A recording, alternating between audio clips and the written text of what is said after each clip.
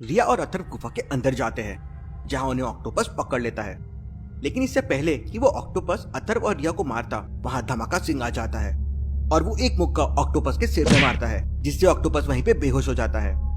अथर्व और रिया उसकी भुजाओं से छूट जाते हैं। उनके छूटते ही धमाका सिंह उन पे हमला कर देता है, लेकिन अथर्व उससे पहले ही अपनी छूमंतर तलवार से उस पे हमला कर देता है। जैसे ही वो तलवार धमाका सिंह को टच करती है, उसमें से तेज रोशनी निकलती है और धमाका सिंह वापस गोको के पास पहुंच जाता है।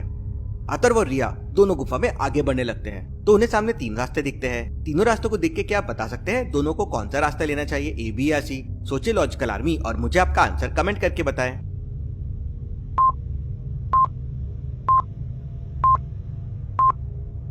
ए में से ना कोई मछली आ रही है ना कोई जा रही है, बी में बस जा रही है, मतलब आगे रास्ता होगा या नहीं कह नहीं सकते। लेकिन सी से देखिए, मछली जा भी रही है और आ भी रही है, मतलब सी रास्ता सही होगा।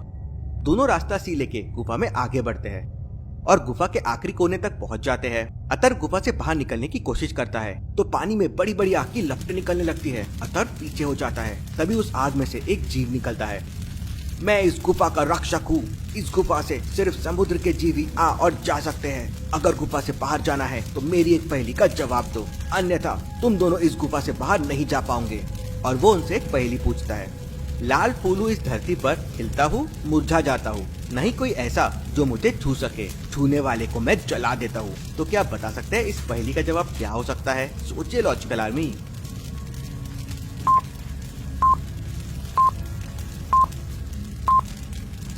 अथर्व तुरंत इसका जवाब दे देता है, इसका जवाब फूल नहीं बल्कि आग है। तो वो जीव कहता है, बिल्कुल सही कहा तुमने, अब तुम बाहर जा सकते हो। अथर्व और रिया फिर गुफा से बाहर आ जाते हैं। गुफा के बाहर बहुत सारी जलपरियां थी और आपस में खेल रही थी। अथर्व रिया से कहता है, बचपन में हम भी ऐसा खेला करते थे।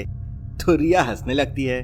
अथर्व पास जाकर एक जलपरी से पूछता है, मैं राजकुमार अथर्व हूँ और एक नक्शे के टुकड़े की तलाश में यहाँ आया हूँ, क्या तुम मुझे उसके बारे में कुछ बता सकती हो?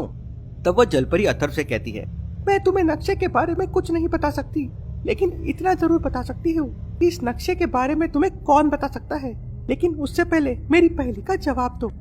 उसका ऐसे कहते ही सारी जलपरियां एक झुंड बना लेती है और फिर वो जलपरी अपनी पहेली पूछती है, तुम्हारे सामने सारी जलपरियों ने छोटे छोटे झुंड बना लिए हैं, क्या तुम बता सकते हो 5वें झुंड में कितनी जलपरियां होगी? लॉजिकल आर्मी, क्या आप बता सकते हैं पहले, दूसरे, तीसरे और चौथे झुंड को देख के कि 5वें झुंड में कितनी जलपरियां होगी? सोचिए लॉजिकल आर्मी और मुझे आपका आंसर कमेंट करके बताएं।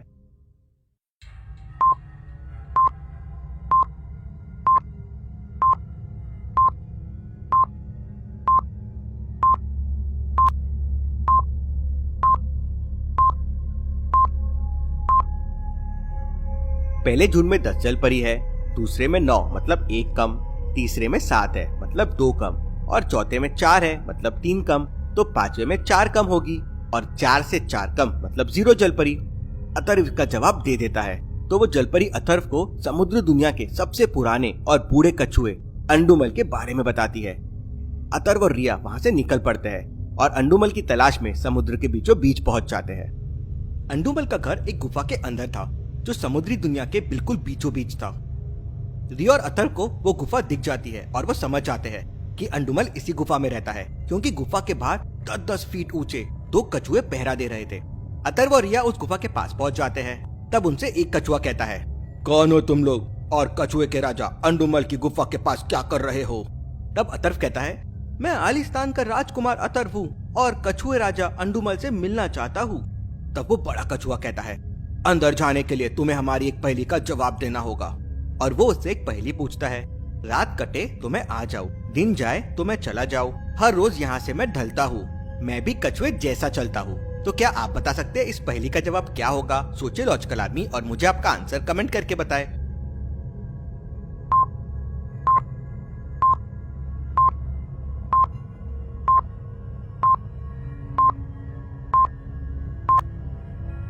इसका जवाब है सूरज। रात कट जाने के बाद सूरज निकलता है और दिन के जाते ही सूरज भी चला जाता है और रोज ढलता है और उसकी चाल भी बिल्कुल कछुए जैसी होती है।